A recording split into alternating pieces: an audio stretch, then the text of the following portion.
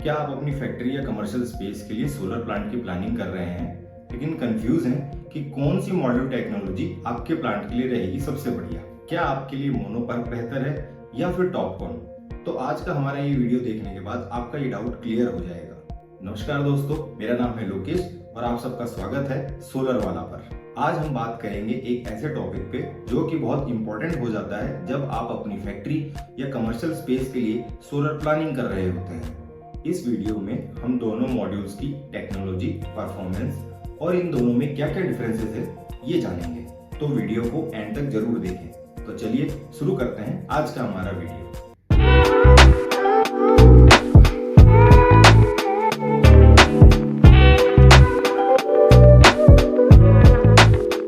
सबसे पहले बात करते हैं हम मोनोपर्क मॉड्यूल के बारे में। पर्क का फुल फॉर्म है passivated emitter and rear cell. यह टेक्नोलॉजी मोनोक्रिस्टलाइन सिलिकॉन सेल का एक अपग्रेड है।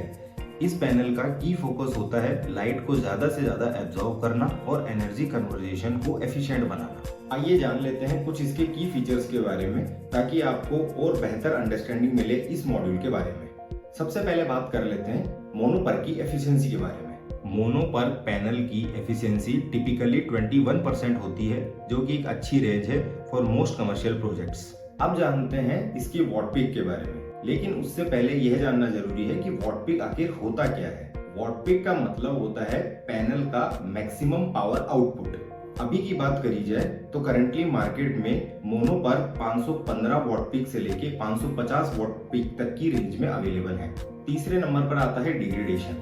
मोनोपर्क मॉड्यूल्स का पहले साल के बाद डिग्रेडेशन लगभग 1.5 से लेके 2% तक देखा गया है और उसके बाद साल दर साल इनका डिग्रेडेशन 0.055% देखा गया है और यही चीज इनकी डेटा शीट में भी मेंशन है। इस हिसाब से यदि हम बात करें कि 25 साल बाद आपके मॉड्यूल की जनरेशन कैपेसिटी क्या होगी, तो वो होता है लगभग 80 से 82% के बीच। अब बात कर लेते हैं एम्पियर रेटिंग की। As per standard test conditions, monoPERC modules 12.5 से 13 एम्पियर की रेंज में ऑपरेट करते हैं depending on the panel capacity. अब जान लेते हैं कि मॉड्यूल की डायमेंशंस क्या होते हैं, यानी कि एक मॉड्यूल की लंबाई, चौड़ाई और थिकनेस कितनी होती है। MonoPERC panels generally 2.2 metre into 1.1 metre के डायमेंशंस में अवेलेबल होते हैं और इनकी थिकनेस लगभग होती है 35 mm। तो ये कुछ पैरामीटर्स थे जो हमने मोनोपर्क के बारे में जाने।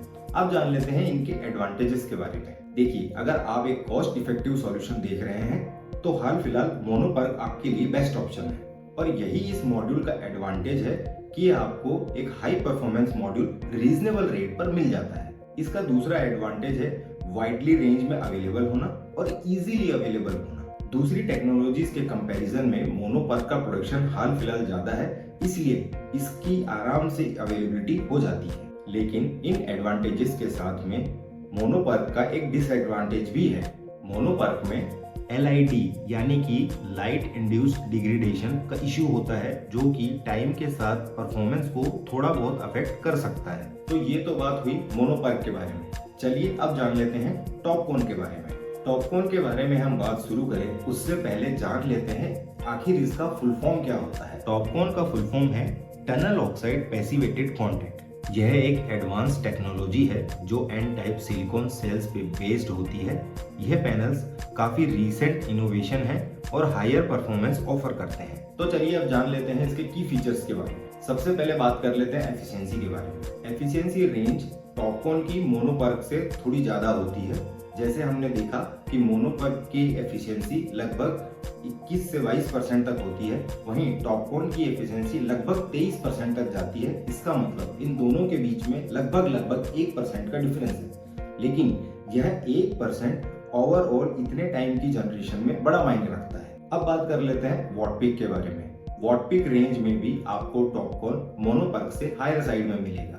जहां हमें मोनोपर्क 550 वॉट पीक तक अवेलेबल है, वहीं टॉपकॉन की शुरुआत 570 वॉट पीक से लेके 600 वॉट पीक तक जाती है। अगर इसी में देखा जाए कुछ विदेशी मॉड्यूल्स जैसे कि ट्रीना, लॉन्जी, तो उसमें आपको 650 एवं 700 वॉट पीक के मॉड्यूल की भी अवेलेबिलिटी देखने को मिलती है। तीसरे नंबर पर आता है डिग्रेडेशन, जो कि इसका सबसे हाईलाइटेड फीचर है। टॉपकॉन में LID का इशू नहीं होता, इसलिए इसका फर्स्ट ईयर डिग्रेडेशन सिर्फ 1% होता है और उसके बाद हर साल 0.04% तक ही डिग्रेड करता है, जिसकी वजह से अगले 25 सालों में आपको यह 85 to 87 तक आउटपुट देता रहेगा। अब बात कर लेते हैं एम्पियर रेटिंग की। अब क्योंकि मॉड्यूल का वॉट पीक ज़्यादा है तो कहीं ना कहीं एम्पियर भी इसके ज़्यादा ही हैं। अगर इसकी एम्पियर रेटिंग की बात करी जाए तो वो है 13.80 से लेके 14.15 ampere range, depending on the panel capacity. अब बात कर लेते हैं मॉड्यूल के डायमेंशंस के बारे में। अगर हम डायमेंशंस की बात करें तो टॉपकॉन के डायमेंशन लगभग मोनोपर्क के बराबर ही हैं। हाँ, कहीं किसी मॉड्यूल में वॉट पीक ज्यादा है तो हो सकता है उसके डायमेंशंस में कुछ हल्का फुल्का फर्क आए, अदरवाइज टॉपकॉन के डायमेंशंस लगभग बिल्कुल बराबर होते हैं मोनोपर्क के। इसका मतलब एक एडवांटेज आपको टॉपकॉन के साथ और मिलता है कि आप सेम एरिया में ज्यादा कैपेसिटी इंस्टॉल कर पाएंगे। अब बात कर लेते हैं इसके एडवांटेजेस के बारे में। एक एडवांटेज तो हमने अभी डिस्कस किया कि इसमें LID का इशू ना होने की वजह से मॉड्यूल का डिग्रेडेशन कम है।